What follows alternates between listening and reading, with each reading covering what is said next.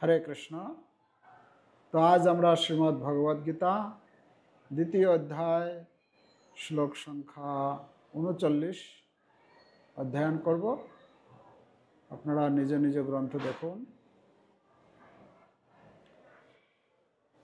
আজকের এই যে শ্লোক, এটি ভগবান শ্রীকৃষ্ণ এই দ্বিতীয় অধ্যায়ে ইতিপূর্বে আমরা দুটি বিষয় শ্রবণ করেছি। ভগবান শ্রীকৃষ্ণ 10 নম্বর শ্লোক থেকে 11 নম্বর শ্লোক থেকে 30 নম্বর শ্লোক পর্যন্ত তিনি বর্ণনা করেছেন যে আত্মা এবং দেহের পার্থক্য বিস্তারপূর্বক, যা হচ্ছে এই আধ্যাত্মিক জীবনের পারমার্থিক জীবনের ক্ষেত্রে প্রাথমিক স্তর বা প্রাথমিক জ্ঞান। তার পরবর্তীতে তিনি 31 নম্বর শ্লোক থেকে 38 নম্বর শ্লোক পর্যন্ত সেখানে তিনি বর্ণনা করেছেন অর্জুনের কাছে যে অর্জুন, কিভাবে এই তুমি যে পাপের চিন্তা করছো, পাপ থেকে কিভাবে মুক্ত হতে পারবে, সেই সম্বন্ধে তিনি বলেছেন যে তুমি কিভাবে পাপের ফল তোমাকে ভোগ করতে হবে না, তুমি স্বর্গলোকে যেতে পারবে, কেন এটি হচ্ছে ধর্মযুদ্ধ ইত্যাদি। এবং তিনি প্রত্যেকটি কথাতে মানে আমরা যদি দেখি কয়েকবার ভগবান বলেছেন তুমি উঠো যুদ্ধ করো, উঠো যুদ্ধ করো, বারবার তিনি অর্জুনকে আদেশ করেছেন। কিন্তু এখান এই 39 নম্বর শ্লোক থেকে 53 নম্বর শ্লোক পর্যন্ত ভগবান শ্রীকৃষ্ণ অর্জুনকে পূর্বে যা জ্ঞান প্রদান করেছিলেন তার থেকে উন্নত জ্ঞান তিনি দিচ্ছেন। এখানে 39 নম্বর শ্লোকে আমরা অধ্যয়ন করি আজকে। এষা তে বিহিতা সাংখ্যে বুদ্ধির যোগে তিমাম শৃণু বুদ্ধা যুক্ত জয়া পার্থ কর্মবন্ধং প্রহাস্যসি। এই শ্লোকের অনুবাদ: হে পার্থ, আমি তোমাকে সাংখ্যযোগের মাধ্যমে এই জ্ঞানের কথা বললাম। এখন নিষ্কাম কর্ম সম্পাদনের মাধ্যমে বুদ্ধিযোগের কথা শ্রবণ করো, যার দ্বারা তুমি কর্মবন্ধন থেকে মুক্ত থাকতে পারবে বা মুক্ত হতে পারবে। তো ভগবান বলছেন আমি তোমাকে সাংখ্যযোগের সম্বন্ধে জ্ঞান প্রদান করলাম মানে করেছেন তিনি। 30 নম্বর শ্লোক পর্যন্ত সাংখ্যযোগের জ্ঞান প্রদান করেছেন। এখন আমি তোমাকে বুদ্ধিযোগের কথা বলবো, তা তুমি শ্রবণ করো। তো এখানে তাৎপর্য আমরা পড়ি। নিরুক্তি বা বৈদিক অভিধান অনুযায়ী সংখ্যা কথাটির অর্থ যা কোনো কিছুর বিশদ বিবরণ দেয়, এবং সাংখ্য বলতে সেই দর্শনকে বোঝায় যা আত্মার স্বরূপ বর্ণনা করে। তাহলে সাংখ্য মানে কি? সংখ্যা থেকে সাংখ্য, ঠিক আছে? সংখ্যা থেকে সাংখ্য। সাংখ্য মানে সাংখ্য বলতে সেই দর্শনকে বোঝায় যা আত্মার স্বরূপ বর্ণনা করে। আত্মা কে, আত্মা আয়তন কত,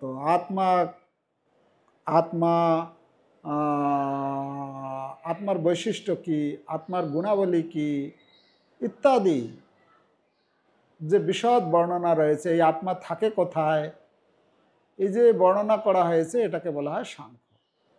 এই জন্য এই দ্বিতীয় অধ্যায়ের নাম হচ্ছে সাংখ্যযোগ, যেখানে আত্মা এবং দেহের বিস্তার বর্ণনা করা হয়েছে। আর যোগ হচ্ছে ইন্দ্রিয়গুলিকে দমন করার পন্থা। যোগ মানে যোগ করা, মানে ইন্দ্রিয়গুলোকে দমন। ইন্দ্রিয়গুলো যে চঞ্চল, বিভিন্ন দিকে ধাবিত হয়, ইন্দ্রিয়কে কিভাবে তাকে ফিরিয়ে এনে অন্তর্মুখী করা, অর্থাৎ যোগ মানে হচ্ছে ভগবানের সঙ্গে যুক্ত করানো। অর্জুনের যুদ্ধ না করার অভিপ্রায়টি ছিল ইন্দ্রিয় সুখভোগের ইচ্ছা। তার মুখ্য কর্তব্যের কথা ভুলে গিয়ে অর্জুন যুদ্ধ থেকে বিরত হতে চেয়েছিলেন, কারণ তিনি মনে করেছিলেন আত্মীয় স্বজনদের হত্যা না করে এবং ধৃতরাষ্ট্রের পুত্রাদি জ্ঞাতি ভ্রাতাদের জয় করে রাজ্য সুখ ভোগ করার থেকে অহিংসার পথ অবলম্বন করা অধিকতর সুখদায়ক হতো। উভয় ক্ষেত্রেই মূল উদ্দেশ্যটি ছিল ইন্দ্রিয় সুখ ভোগের ইচ্ছা। তাদের পরাজিত করে রাজ্য সুখ ভোগ করা এবং আত্মীয় স্বজনদের জীবিত দেখে তাদের সান্নিধ্যে সুখ লাভ করা, উভয় ক্ষেত্রেই তার জ্ঞান ও কর্তব্য বোধ বিসর্জন দিয়ে ইন্দ্রিয় তর্পণই মুখ্য উদ্দেশ্য ছিল। শ্রীকৃষ্ণ তাই অর্জুনকে বোঝাতে চেয়েছিলেন, তার পিতামহকে হত্যা করলেও তিনি তার পিতামহের আত্মাকে কখনোই বিনাশ করতে পারবেন না, এবং তিনি ব্যাখ্যা করেছিলেন যে প্রতিটি জীব এবং স্বয়ং ভগবান সনাতন ও স্বতন্ত্র। পূর্বেও এদের সকলের স্বতন্ত্র সত্তা ছিল, বর্তমানেও আছে এবং ভবিষ্যতেও থাকবে, কারণ আমরা সকলেই চিরশাশ্বত আত্মা। আমরা কেবল বিভিন্নভাবে আমাদের দেহরূপ পোশাকটির পরিবর্তন করি, কিন্তু প্রকৃতপক্ষে দেহের বন্ধন থেকে মুক্ত হওয়ার পরেও আমাদের স্বতন্ত্রতা বর্তমান থাকে। ভগবান শ্রীকৃষ্ণ আত্মা ও দেহের সম্বন্ধে একটি বিশ্লেষণাত্মক স্পষ্ট ব্যাখ্যা প্রদান করেছেন এবং বিভিন্ন দৃষ্টিভঙ্গির পরিপ্রেক্ষিতে আত্মা ও দেহ সম্বন্ধে এই বিস্তৃত জ্ঞানকে নিরুক্তি অভিধানে সাংখ্য নামে অভিহিত করা হয়েছে। এই সাংখ্যের সঙ্গে নিরীশ্বরবাদী কপিলের সাংখ্য দর্শনের কোনোই যোগ নেই। কপিলের সাংখ্য দর্শনের বহু পূর্বে শ্রীমদ্ ভাগবতে শ্রীকৃষ্ণের অবতার প্রকৃত কপিলদেব তার মাতা দেবহূতিকে সাংখ্য দর্শনের ব্যাখ্যা করে শোনান। তিনি স্পষ্টভাবে ব্যাখ্যা করে বলেছেন, পুরুষ বা পরমেশ্বর ভগবান সক্রিয় এবং প্রকৃতির প্রতি দৃষ্টিপাত করার মাধ্যমে তিনি সৃষ্টি করেন। বেদে এবং ভগবদ্গীতাতে এটি স্বীকৃত হয়েছে। বেদে বর্ণনা সূচিত করে যে ভগবান প্রকৃতির প্রতি দৃষ্টিপাত করার মাধ্যমে প্রকৃতিতে অসংখ্য পরমাণু সদৃশ আত্মার সঞ্চার করেন। জড়জগতে এই সমস্ত আত্মারা ইন্দ্রিয় তৃপ্তি সাধন করার জন্য কর্ম করে চলেছে এবং মায়ার প্রভাবে তারা নিজেদের ভোক্তা বলে মনে করছে। এই মনোবৃত্তি মুক্তির অন্তিম পর্যায়েও বর্তমান থাকে, যখন তারা ভগবানের সঙ্গে এক হয়ে যেতে চায়। এটি হচ্ছে মায়ার অন্তিম ফাঁদ বা ইন্দ্রিয় তর্পণের মোহ। আর এভাবে বহু বহু ইন্দ্রিয় তর্পণকারী জীবন অতিক্রম করার পর একজন মহাত্মা ভগবান শ্রীকৃষ্ণ বাসুদেবের শরণাগত হয়ে পরম সত্যকে উপলব্ধি করতে পারেন। অর্জুন ইতিপূর্বেই ভগবান শ্রীকৃষ্ণের চরণে আত্মসমর্পণ করে তাকে গুরুরূপে গ্রহণ করেছেন। শিষ্যস্তে হম সাধি মাম তাং প্রপন্নম। ফলস্বরূপ শ্রীকৃষ্ণ এখন তাকে বুদ্ধিযোগ বা কর্মযোগ অথবা ভগবানের ইন্দ্রিয় তৃপ্তির জন্য ভক্তিযোগ অনুশীলনের পন্থা বর্ণনা করবেন। সকলের অন্তরে পরমাত্মা রূপে বিরাজমান ভগবানের সঙ্গে প্রত্যক্ষভাবে যোগ স্থাপনই হচ্ছে বুদ্ধিযোগ বা দশম অধ্যায়ের দশম শ্লোকে স্পষ্টভাবে ব্যাখ্যা করা হয়েছে। কিন্তু ভগবত ভক্তি ব্যতীত সেই রকম যোগাযোগ স্থাপন হয় না। তাই যিনি ভগবানের প্রতি অপ্রাকৃত প্রেম ভক্তি স্তরে অধিষ্ঠিত, অর্থাৎ যিনি কৃষ্ণ ভাবনাময় তিনিই ভগবানের বিশেষ কৃপায় এই বুদ্ধিযোগের স্তর লাভ করেন। তাই ভগবান বলেছেন যে যারা প্রীতিপূর্বক সর্বদা ভগবৎ সেবায় নিয়োজিত, কেবল তাদেরই তিনি প্রেমভক্তির শুদ্ধ জ্ঞান প্রদান করেন। এভাবে ভগবত ভক্ত সহজেই চির আনন্দময় ভগবানের রাজ্যে তার কাছে পৌঁছাতে পারেন। এভাবে এই শ্লোকে বুদ্ধিযোগ বলতে ভক্তিযোগকে বোঝানো হয়েছে এবং এখানে সাংখ্য অর্থে নিরীশ্বর ভণ্ড কপিলের সাংখ্য যোগকে বোঝানো হয়নি। তাই কারো এখানে উল্লেখিত সাংখ্যযোগের সঙ্গে নিরীশ্বরবাদী সাংখ্যের কোনো সম্পর্ক রয়েছে বলে ভুল বোঝা উচিত নয়। আর তাছাড়া ভগবান শ্রীকৃষ্ণ যে সময়ে ভগবদ্গীতা বলেছিলেন তখন সেই দর্শনের কোনো প্রভাব ছিল না। এই দর্শনের নাস্তিক কল্পনাপ্রসূত দর্শনের উল্লেখ করার কোনো প্রয়োজনই শ্রীকৃষ্ণের ছিল না। ভগবানের অবতার কপিলদেব প্রকৃত সাংখ্য দর্শন শ্রীমদ্ ভাগবতে ব্যাখ্যা করে গেছেন, কিন্তু এখানে আলোচিত বিষয়বস্তুর সঙ্গেও তার কোনো যোগ নেই।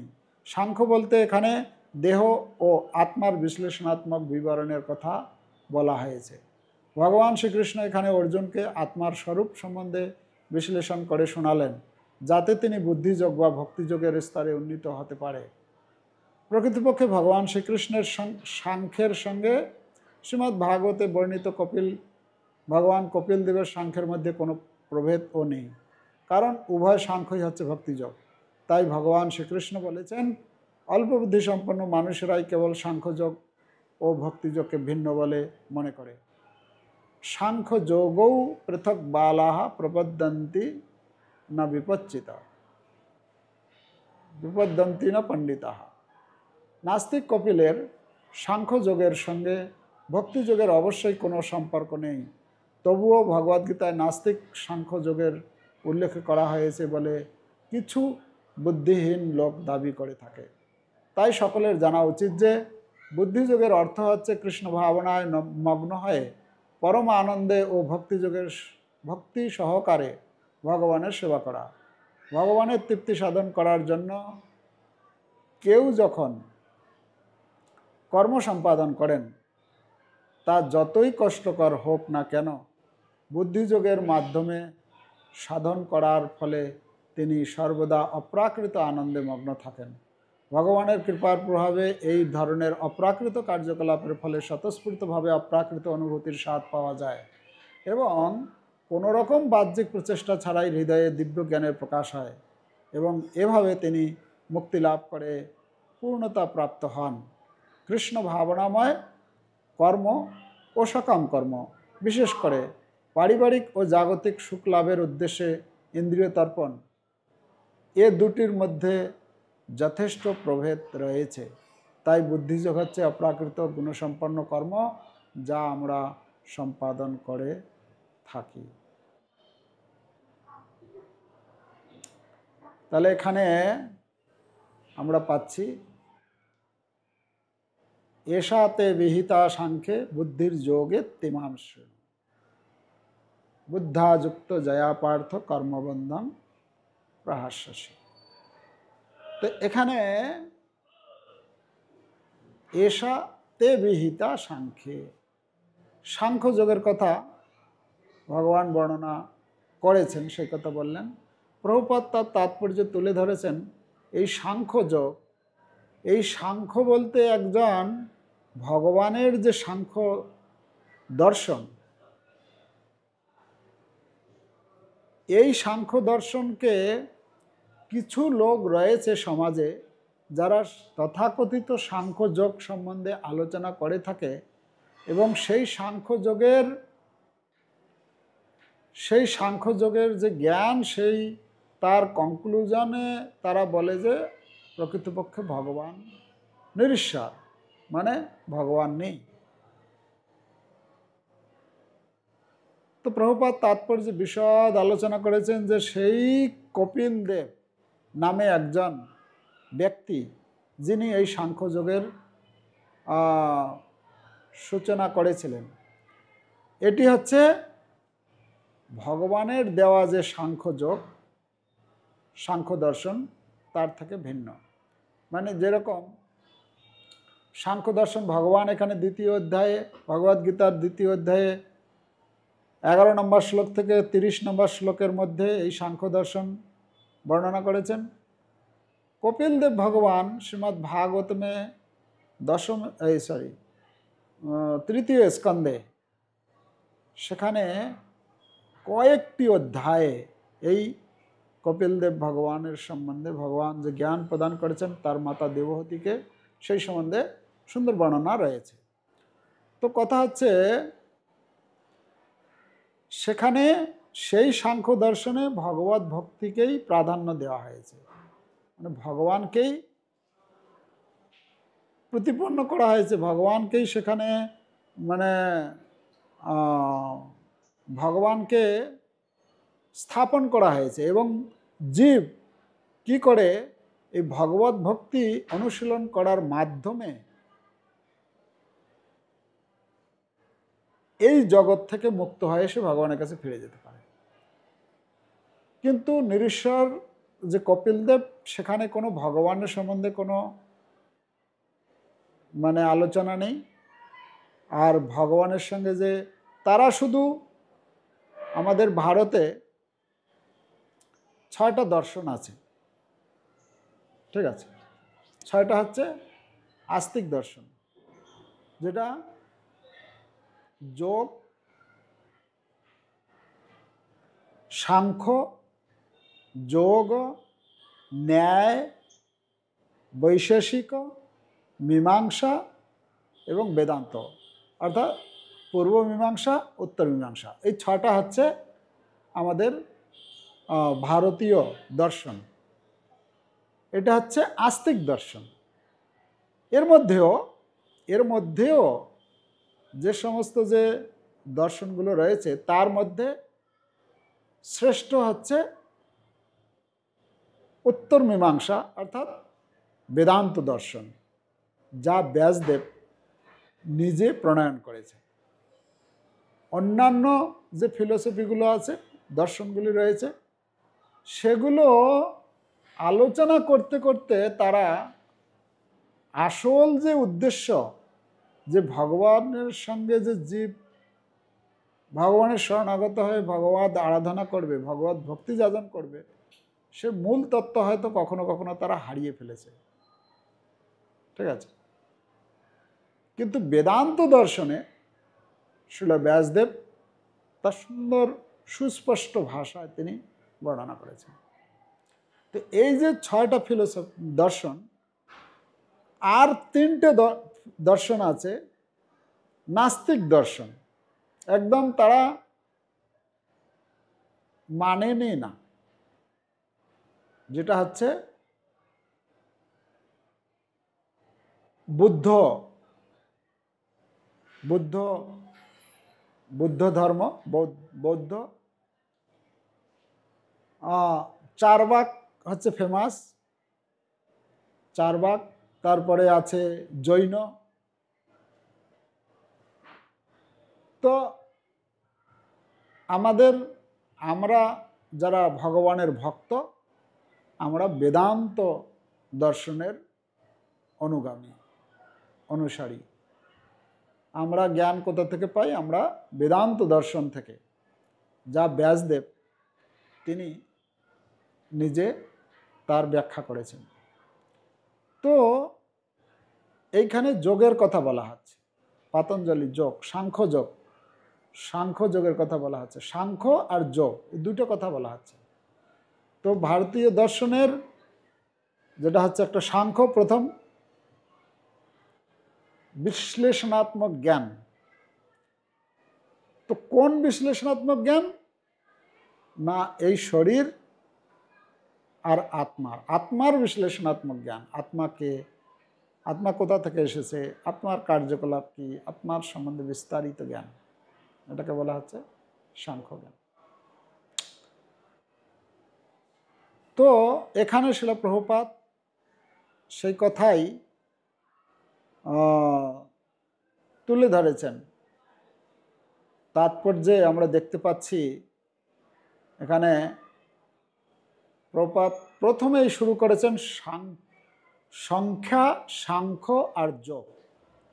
সংখ্যা মানে দিয়েছেন যে কোনো বিষয় বা বস্তুর সম্বন্ধে বিশদ বিবরণ করা, এটা হচ্ছে সংখ্যা। আর সাংখ্য ওটা কি? সাংখ্যটা হচ্ছে যে দর্শন আত্মার যথার্থ প্রকৃতি সম্বন্ধে ব্যাখ্যা প্রদান করে, মানে আত্মার বিশ্লেষণাত্মক জ্ঞানটাকে সাংখ্য বলা হচ্ছে। আর যোগ মানে কি? প্রপাত বলছেন যোগ মানে হচ্ছে ইন্দ্রিয়গুলোকে দমন করার বা ইন্দ্রিয়গুলোকে নিয়ন্ত্রণ করার পদ্ধতি। তো কিভাবে যোগ যে আছে, যোগ কত রকমের যোগ আছে?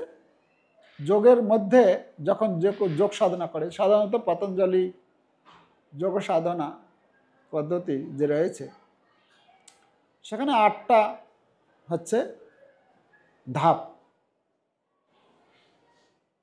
8টা ধাপের মধ্যে যম, নিয়ম, আসন, তারপরে প্রাণায়াম, প্রত্যাহার, ধারণা, ধ্যান, তারপরে সমাধি। এই 8টা, এই 8টা ধাপে একজন এই যোগের অনুশীলন করে থাকে। উদ্দেশ্য কি? প্রথমেই হচ্ছে যম। যম মানে হচ্ছে ইন্দ্রিয় সংযম।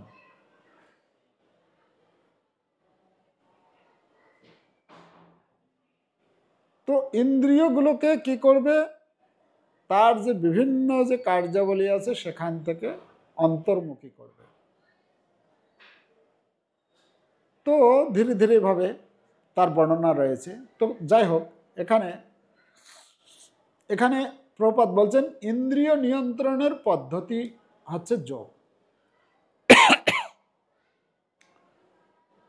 তো এখানে প্রপাত তাৎপর্য আর আলোচনা করেছেন যে অর্জুন যে যুদ্ধ করতে চাইছিল না, এর মুখ্য কারণ হচ্ছে কি?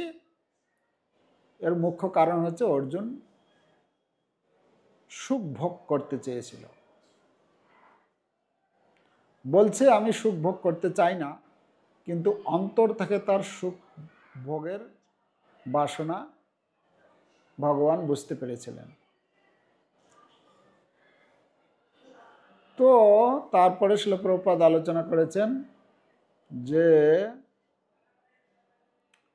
সাংখ্য দর্শনের ভিত্তিতে কৃষ্ণ কিভাবে সে বিষয়টিকে ব্যাখ্যা করেছেন। সাংখ্য দর্শন, যাই হোক, সাংখ্য দর্শন সম্বন্ধে আলোচনা হয়েছে। আর আলোচনা করা হয়েছে প্রভুপাদ মানে ভগবান কৃষ্ণের যে সাংখ্য দর্শন, ভগবান কপিল দেবের যে সাংখ্য দর্শন, এই দুটি হচ্ছে এক। কিন্তু যে নাস্তিক কপিল মার্কেটে বাজারে যে সমস্ত সাংখ্য দর্শন বলে প্রচার করা হয়, সেটি হচ্ছে নাস্তিক কপিলের সাংখ্য দর্শন। তো প্রভুপাদ ভগবান কৃষ্ণের যে সাংখ্য দর্শন এই গীতায় দিয়েছেন, শ্রীমদ্ ভাগবতমে ভগবানের অবতার কপিল দেবের যে সাংখ্য দর্শন, সেটি দুটাই একই, কিন্তু নাস্তিক কপিলের সাংখ্য দর্শন থেকে সম্পূর্ণ আলাদা। সে কথা বলছে। আর একটা কথা এখানে প্রভুপাদ তুলে ধরেছেন যে ভগবান কপিল দেব তার মাতা দেবহূতিকে যে সাংখ্য দর্শনের কথা বলেছেন তাই আসল সাংখ্য দর্শন। তো আপনারা যখন শ্রীমদ্ ভাগবতম অধ্যয়ন করবেন তখন এই সাংখ্য দর্শন যে কথা বলা হচ্ছে এখানে, সাংখ্য দর্শন বিস্তারভাবে আপনারা সেখানে জানতে পারবেন। গীতায় সংক্ষিপ্ত আকারে দেয়া আছে, কিন্তু ভাগবতে আরও বিস্তার রূপে বর্ণনা করা হয়েছে। প্রভুপাদ একটা কথা তুলে ধরেছেন যে অর্জুনকে এখন ভগবান বলছেন, হে অর্জুন, আমি এতক্ষণ তোমাকে সাংখ্যযোগের কথা বলেছি, সাংখ্যযোগ যা সাংখ্যযোগের কথা বলেছি, আমি এখন তোমাকে বুদ্ধি যোগে তিমাম শৃণু, আমি এখন তোমাকে বুদ্ধিযোগ সম্বন্ধে বর্ণনা করব, বুদ্ধিযোগ সম্বন্ধে বলবো। বুদ্ধিযোগ মানে কি?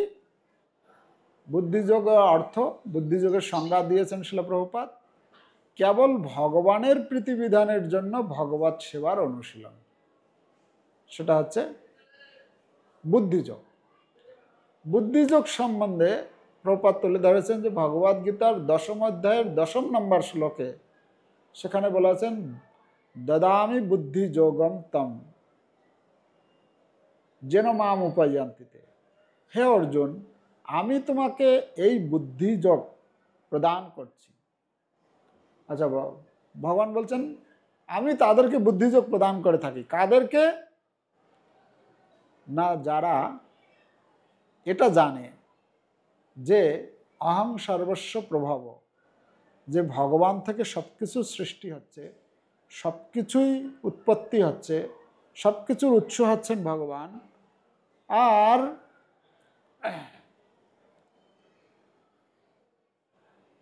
সর্বস্ব অহং সর্বস্ব প্রভাব মত্তা সর্বং প্রবর্ততে ইতি মত্তা ভজন্তে মাম। এইটা জেনে যারা আমার ভজনা করে দৃঢ়তার সঙ্গে, তাদেরকে আমি কি করি? তাদেরকে আমি এই বুদ্ধিযোগ দান করে থাকি। তেষাম বুদ্ধি তেষাম সতত যুক্তানাম ভজতাম প্রীতিপূর্বকম। যারা আমার প্রীতিপূর্বক আমার ভজনা করে। তাহলে ভগবান বুদ্ধি কাকে প্রদান করেন?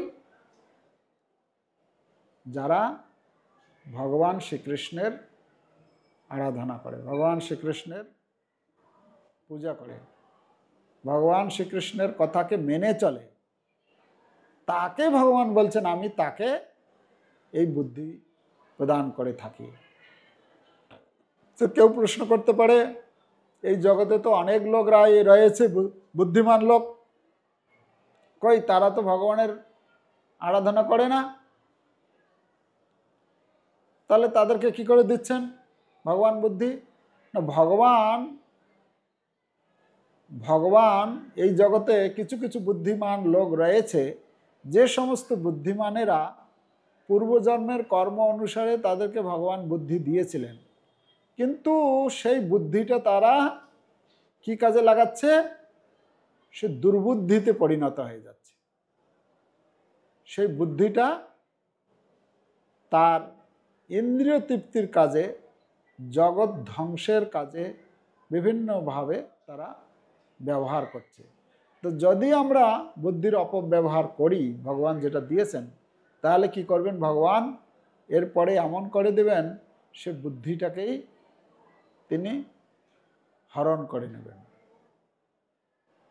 কিন্তু ভগবান বলছেন যারা আমার ভক্ত তাদেরকে আমি বুদ্ধি প্রদান করি, যখন তার যা প্রয়োজন তখন সেটা আমি সেই মুহূর্তে তাকে সেই বুদ্ধি প্রদান করে থাকি।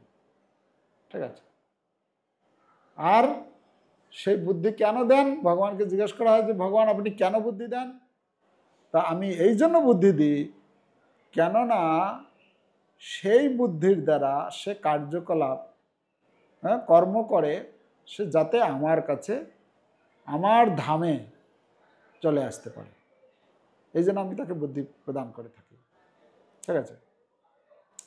প্রপাত এখানে এই জন্য বলছেন যে শ্রীকৃষ্ণ গুরুর ভূমিকা গ্রহণ করে অর্জুনকে বুদ্ধিযোগ সম্বন্ধে এই জ্ঞান প্রদান করছে। বুদ্ধিযোগ মানে কি? এক কথায় আমরা জানলাম, বুদ্ধিযোগ মানে শুধুমাত্র ভগবানের প্রীতিবিধানের জন্য যে ভগবত সেবার অনুশীলন, সেটাকে বলা হচ্ছে বুদ্ধি। মানে এটা ভক্তি বলা যায়, যে আমরা কর্ম করছি সেই কর্মটা ভগবানের সঙ্গে যুক্ত করানো। যখন আমরা তো কর্ম করছি, আমরা গৃহে যখন আছি তখন তো বিভিন্ন রকম কর্ম করতেই হয়, কিন্তু সেই কর্মটা যখন আমি ভগবানের সঙ্গে যুক্ত করব, তখন আমার সেই তার নাম হয়ে যাবে কর্মযোগ। কর্ম করছি, বাইরের মানে যারা ভগবানের ভক্ত নয় তারাও কর্ম করছে, যারা ভগবানের ভক্ত ভগবানের আরাধনা করে তারাও কর্ম করছে। পার্থক্যটা কি না, পার্থক্যটা হচ্ছে এটাই, একজন কর্ম করছে আর একজন কর্মযোগ করছে। ভক্তরা যেটা করে সেটা কর্মযোগ, মানে কর্মটা তার কর্মটাকে ভগবানের সঙ্গে যুক্ত করেন, ভগবত বিষয়ে যুক্ত করেন। ঠিক আছে, এটা পার্থক্য। আর এখানে ভগবান এই প্রভুপাদ তার তাৎপর্য তুলে ধরেছেন বুদ্ধিযোগ আর এই সকাম কর্ম, মানে বুদ্ধিযোগ যারা তারাও কর্ম করছে, আর যারা সকাম কর্মী নিজের ইন্দ্রিয় তৃপ্তির জন্য কর্ম করে তারাও কর্ম করছে। তো দুটোর পার্থক্য কি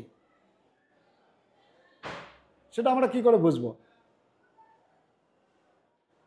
না, প্রভুপাদ বলছেন যে সকাম কর্ম মানে হচ্ছে, সকাম কর্মের ভিত্তিটা কিসের উপর নির্ভর করছে না, সকাম কর্মের জন্য মানে কর্মফলের জন্য যে কর্ম করা হয়ে থাকে সেটা হচ্ছে সকাম কর্ম।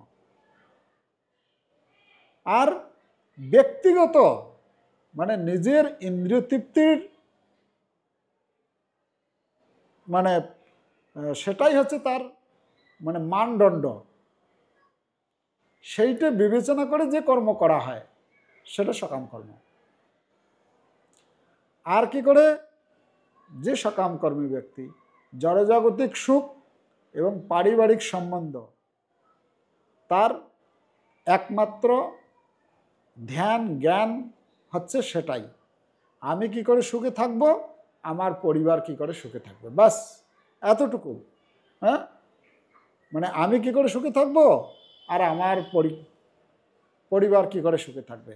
পরিবার থেকে যদি আর একটু যদি বড় চেতনা তার যদি বাড়ে যদি, তাহলে আমার সঙ্গে আমার আত্মীয় স্বজনেরা কি করে সুখে থাকবে, এরকম। আর একটা তাদের বৈশিষ্ট্য হচ্ছে যে অধিকতর সে কি হয়, বন্ধন থেকে বন্ধন বন্ধন বন্ধন, আর তার বন্ধনটা আরো কঠিন হয়ে যায়, না, সেই বন্ধন এত কঠিন হয়ে যায় যে গ্রন্থি রূপ ধারণ করে সেটা। অপর পক্ষে যারা বুদ্ধিযোগের অনুশীলন করে বা কর্মযোগের অনুশীলন করে তারা হচ্ছে চিন্ময় গুণসম্পন্ন। তাদের বৈশিষ্ট্য কি, তারা হচ্ছে কৃষ্ণ ভাবনাময় কর্ম করে। বুদ্ধিযোগের প্রপাত বলছেন বুদ্ধিযোগের অর্থ হলো কৃষ্ণ ভাবনায় পূর্ণ আনন্দ ও জ্ঞানের সাথে সাথে কর্ম সম্পাদন করা। সে জানে আমি যেটা করছি এর আগে পিছে সব কিছু সম্বন্ধে সে জানে, আর তার তার তার মানদণ্ডটা কি, যেরকম কর্মীদের মানদণ্ড ছিল তার নিজের ব্যক্তিগত ইন্দ্রিয় তৃপ্তি, কিন্তু এই বুদ্ধিযোগের যারা অনুশীলন করে তাদের মানদণ্ড হচ্ছে ভগবানের সন্তুষ্টি বিধানেই হচ্ছে তাদের সমস্ত কর্মের মানদণ্ড স্বরূপ। ভগবান কি করে খুশি হবেন এটা হচ্ছে তাদের প্রধান বিচার। তিনি সত্যিকার অর্থে যোগের নীতি অনুসরণ করছেন, কিন্তু যিনি কঠিন হওয়া সত্ত্বেও একমাত্র ভগবানের সন্তুষ্টি বিধানের জন্যই কর্ম সম্পাদন করেন। প্রভুপাদ তাৎপর্যে এটা শব্দটা লিখেছেন। আর একটা হচ্ছে সমস্ত জ্ঞান তার মধ্যে প্রকাশিত হয় যারা এই বুদ্ধিযোগের অনুশীলন করে। যিনি এমন পারমার্থিক কার্যে যুক্ত তিনি ভগবানের কৃপায় আপনা আপনি সমস্ত চিন্ময় জ্ঞান উপলব্ধি করতে পারেন। দিব্য জ্ঞান হৃদয়ে প্রকাশিত। যদি ভগবদ্গীতাও বলছেন সেখানে তেষাম এবং অনুকম্পার্থম অহম অজ্ঞানজম তম নাশয়ামি আত্মভাবস্থ জ্ঞানদীপেন ভাষ্যতা। ভগবান বলছেন যদি কেউ ভগবানকে জিজ্ঞাসা করে হে ভগবান, অনেক সময় তো দেখা যায় যে তুমি তো বলছো যে তোমার ভক্তরা জ্ঞানী হয়, চতুর হয়, হ্যাঁ, যে জন কৃষ্ণ ভজে সে বড় চতুর। তাহলে দেখা যায় মানে যারা মূর্খ, যারা জানে না, যাদের জ্ঞান নেই, তাহলে তারা কি কৃষ্ণের ভজনা করতে পারবে না? ভগবান বলছেন আমার ভজনা সবাই করতে পারবে, শুধু আমার শরণাগত হতে হবে, আমার আরাধনা করার শুরু করবে। তাহলে কি হবে? তেষম এব অনুকম্পার্থম, বলছেন আমার ভক্তের যদি জ্ঞান নাও থাকে, আমি কি করি তখন? তেষাম মানে তাদের, তেষাম এব নিশ্চিত রূপে,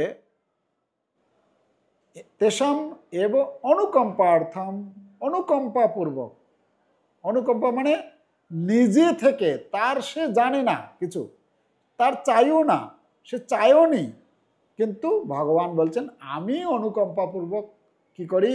তার হৃদয়ে প্রবেশ করে। তেষাম এব অনুকম্পার্থম অহম অজ্ঞানজম তম, অহম অজ্ঞানজম মানে তার ভেতর যে পুরো অজ্ঞানের দ্বারা অন্ধকার হয়ে আছে, অজ্ঞানজম তম, তম মানে অন্ধকার, সেই অজ্ঞানের মধ্যে, তম অন্ধকারের মধ্যে আছে, তো অন্ধকারকে দূরীভূত করার উপায় কি? অন্ধকারকে কি করে দূরীভূত করা যায়? সেখানে যদি আমরা একটা প্রদীপ প্রজ্বলিত করে দিই তাহলেই না, যদি আমরা একটা প্রদীপ প্রজ্বলিত করে দিই তাহলেই অন্ধকার থেকে, অন্ধকার কি হয়ে যাবে? ধীরে ধীরে নষ্ট হয়ে যাবে। তো ভগবান বলছেন সেই তার ভিতরে যে অন্ধকার হয়ে আছে, সেখানে আমি কি করি?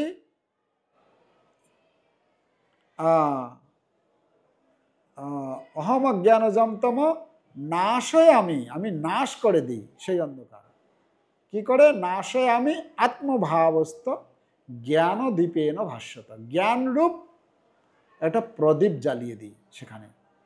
এই জ্ঞানরূপ প্রদীপ যখন জ্বালিয়ে দিই তখন সেই ভক্ত সব কিছু সম্বন্ধে বুঝতে পারে, জানতে পারে।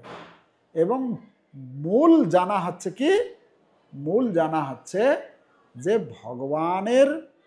ভগবানের ভগবত্তাকে উপলব্ধি করে, নিজের তুচ্ছতাকে উপলব্ধি করে ভগবানের চরণে সে আত্মসমর্পণ করে, ভগবানের সেবায় নিজেকে যুক্ত করে। এটা হচ্ছে ভক্তের চতুরতা। ঠিক আছে? তো যদি আমরা সেভাবে করি তাহলে ভগবান আমাদেরকে জ্ঞান প্রদান করবেন, আর এটাই হচ্ছে বুদ্ধিমত্তার পরিচয়। তো ভগবান এখানে বুদ্ধিযোগের কথা বলছেন। বুদ্ধিযোগের কথা আজকের এই শ্লোক শুরু হলো, এর পর 53 নম্বর শ্লোক পর্যন্ত ভগবান সুন্দর সুন্দর জ্ঞান প্রদান করবেন। আমরা এইভাবে ধারাবাহিক অধ্যয়ন করলে সেই ভগবানের কৃপায় আমরাও সেই জ্ঞান উপলব্ধি করতে পারব। হরে কৃষ্ণ কৃষ্ণ কৃষ্ণ হরে হরে, হরে রাম রাম রাম হরে হরে। শিল প্রভুপাদ की जय, समवेत भक्तवृंद की जय। गौर प्रमानंदे हरि हरि बोल।